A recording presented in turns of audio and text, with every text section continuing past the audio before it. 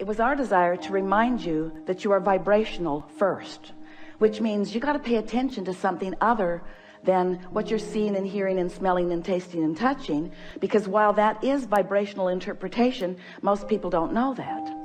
So it was necessary to help you to understand that you are emitting a vibrational signal in order to help you to understand that your signal that you are emitting is being answered all the time, and that's what equals your life experience, period.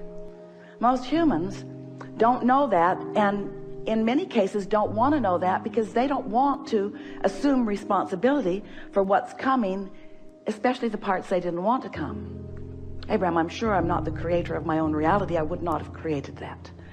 And we say, we didn't say you did it on purpose, but you did do it. You did do it. Sounds a little blameful, doesn't it? You did do it. But when you realize that you have creative control of your experience, because you have vibrational control of your experience, because you have focused control of your experience, because you have the ability to focus, then you say, all right. But then when it's hard, you say, not all right. This shouldn't be this hard. This shouldn't be this hard. And then you say something, which is the last thing we ever want to hear from you. I'm not good at this. But you are good at it. You just don't know you're good at it. You just haven't practiced being good at it in the way that really gives you the clarity. And that's really what we're going to be talking about here today. If you've been following us for a while, you've heard us say that you are the creator of your own reality. Blah, blah, blah. Enough of that. And that you live in a vibrational universe. Blah, blah, blah, blah, blah. Enough of that already. But you do, and you are. So, blah, blah, blah. So, here you are, the creator of your own reality. And life is constantly throwing things at you, isn't it? Well, it's not really like that. Life is happening around you, and you're observing, but it really isn't after you. It's not testing you. It's not challenging you. It's just being around you for you to observe. It's just this magnificent palette for you to play in. So life is happening around you, and you are participating in it through your observation, through your memory, through your awareness, through your conversation. You're participating in it.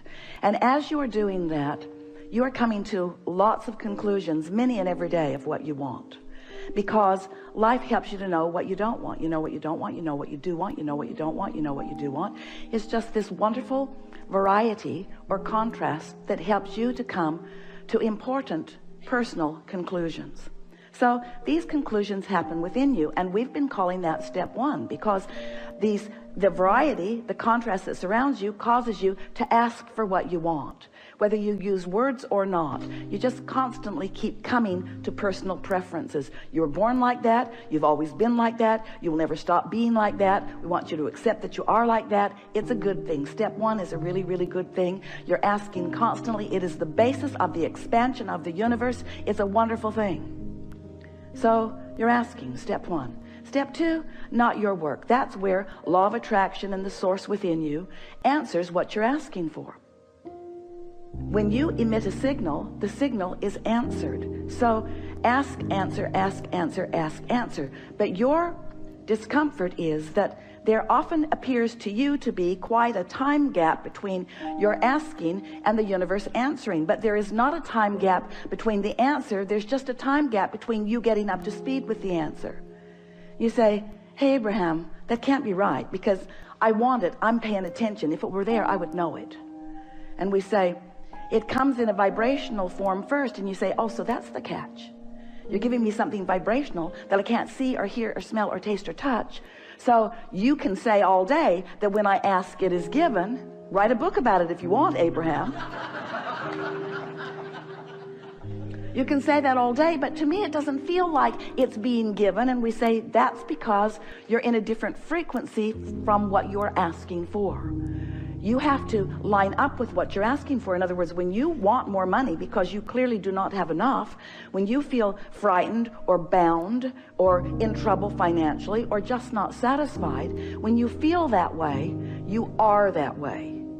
And you say, no, I feel that way because I am that way. And we say, no, you am that way because you feel that way. In other words, it works differently than you think it does, but you've been observing it for so long, you don't know which came first. But what comes first always is your vibrational countenance. And then the manifestation just matches what you feel like.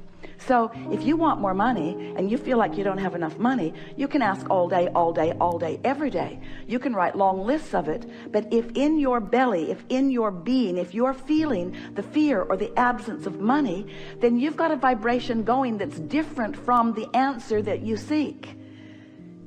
You want more money, but your vibration says, I don't have enough. And the universe says, and law of attraction answers you with what you're feeling. So a lot of our physical friends, especially in the beginning, say, well, then it doesn't seem like I can get there from there. It doesn't seem like I can get to where I want to be from where I am. Because if I am missing something that I want, and I'm aware that I'm missing this thing that I want, and in fact the reason that I'm speaking about it so clearly is because it's missing and that's why I want it, then how do I get there? And we say, you have to feel like it feels to have it. And you say, okay, then give it to me and I will. And we say, just try a little bit. Just try a little bit to not activate within yourself so often the vibration of what's missing, and focus yourself into activating the vibration of what you want. It is not as difficult as you think. So step one is contrast causes you to ask. Step two is it is given vibrationally, so there is no gap really. Step three is you have to convince yourself there's no gap. That's the work. You got to feel it as if it is in order for it to be. And we know you balk at it, but many of you are practicing this and are finding it. Many of you are understanding the laws of the universe, and you're finding ways to focus yourself into feeling good without needing all of the evidence to be there first. Do you hear how important that is? If you don't need the evidence for what you want to be there first before you feel it, then you are able to accomplish the vibrational countenance of it before it is, which means now it must be. And Esther said, please, please, please, let's call it step 4. Please, please, please. Can't we call it step 4? We need another step. We need another step, Abraham. Please, please, let's call it step 4. And we say, all right, step 4. So you ask step 1, source answers step 2. You allow it step 3. But now we've been talking to you for a while. You've been keeping up with us pretty good. And we're saying to you that if you don't try so hard, if you just accept that you are naturally good-feeling beings, and when you wake up in the morning, before you start thinking about the things that you've got to do that you don't want to do, before you start remembering the injustices of yesterday or 10 years ago, before you remember that you're going to that place today to work that you really don't want to be, before your kids get up, before any of those things happen that challenge your sense of well-being, if you can get hold of that sense of well-being and just sustain it for a little bit with really general thoughts, because if you get specific, it usually doesn't work as well. Get into an attitude of appreciation and milk it for just a little bit. Law of attraction will help you out, because law of attraction says that that which is likened to itself is drawn, and law of attraction will give you, it's not really giving it to you, it's just the way it is. It's like gravity doesn't give you attachment to the planet. It just is. So law of attraction provides for you this consistent life experience. So to make it very clear and blunt, we like blunt, you have 17 seconds to sustain this thought and move it into something even more powerful. 17 seconds and another thought like it joins it. And there is power, manifestational power in that, crossing that 17-second mark, that most people don't know about, or when they wake up, they would make very sure that they stay there for 17 seconds. So if you find a good feeling thought, or better said, if you wake up and don't introduce a not good feeling thought, because when you wake up, there's no thought. During that time of slumber, you have stopped the momentum of all thought. That's really an important thing to understand. You don't know that mostly because you wake up and you start thinking so fast that you pick up your momentum right where you were and start it all over again. But when you slumber, momentum of thought stops. Law of attraction is suspended for you. Your point of attraction is no longer attracting. So when you wake up, you have a really good possibility of getting out of the bed on the right foot, getting out on the right side of the bed. These are your words. We don't like them very much, but we thought you'd relate. You have a very good possibility of getting the vibration going the way you want it to go. And your best possibility is first thing in the morning. First thing in the morning, before there is any other momentum going. So we've been talking about this for a while. And Esther really listened. So she decided that she was going to wake up on that first morning and she was going to sustain her good feeling that she had awakened with. And she didn't make it until breakfast.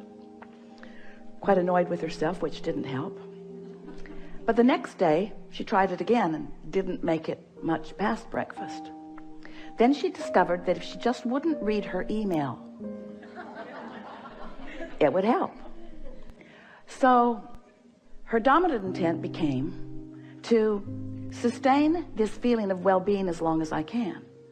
Just sustain it. And what she began noticing about the second week and third week and fourth week of doing that was that not only was it easy to find and maintain that frequency of feeling good, but there were all kinds of other benefits that began coming to her that these words won't give to you. You have to do it and find it yourself, because words don't teach. So we're just explaining to you what Esther experienced. She found a new clarity that was not within her before. She found a sort of stable ride. She remembered Jerry's story of shock absorbers. He used to tell a story about he got a new car. He was test driving it. It was a beautiful Cadillac, and it was in San Diego. And the salesperson took him down a road that Jerry thought no nice car should ever be on. And he was amazed at the ride that car gave him, even on a very bumpy road, because the suspension system, the shock absorbers, were such that even though there were bumps in the road, he did not feel them in that car. And he used that analogy always, and it's the same analogy that we're offering to you here. When you find vibrational alignment with who you really are, and you sustain it for a period of time, what happens is you get shock absorbers. So even though the same sort of things may be happening around you, you might even see some of them, although law of attraction makes it less and less likely that you're going to participate on any personal level with anything unwanted once you begin sustaining this vibration of well-being. But the whole point of all of this, we don't want you to become so vibrationally snobbish. Esther says, I'm a vibrational snob. I like clarity and I will not accept confusion.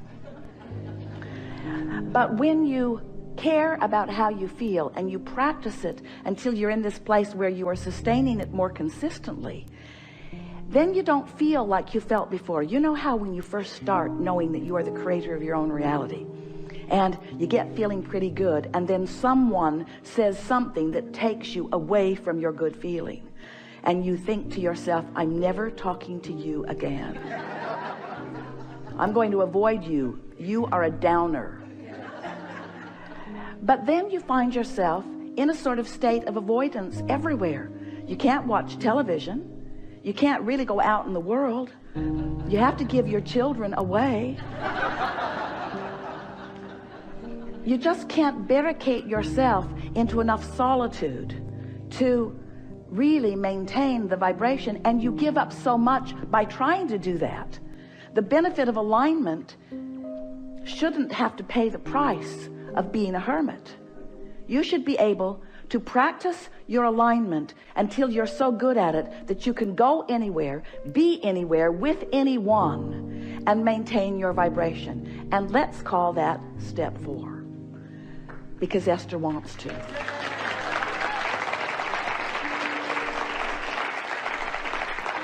So what it requires really is enough determination to focus first thing in the morning, and until you know that you've got it and you're able to maintain it, and then to simply watch what happens in your experience as a result of that newfound alignment and that newfound clarity.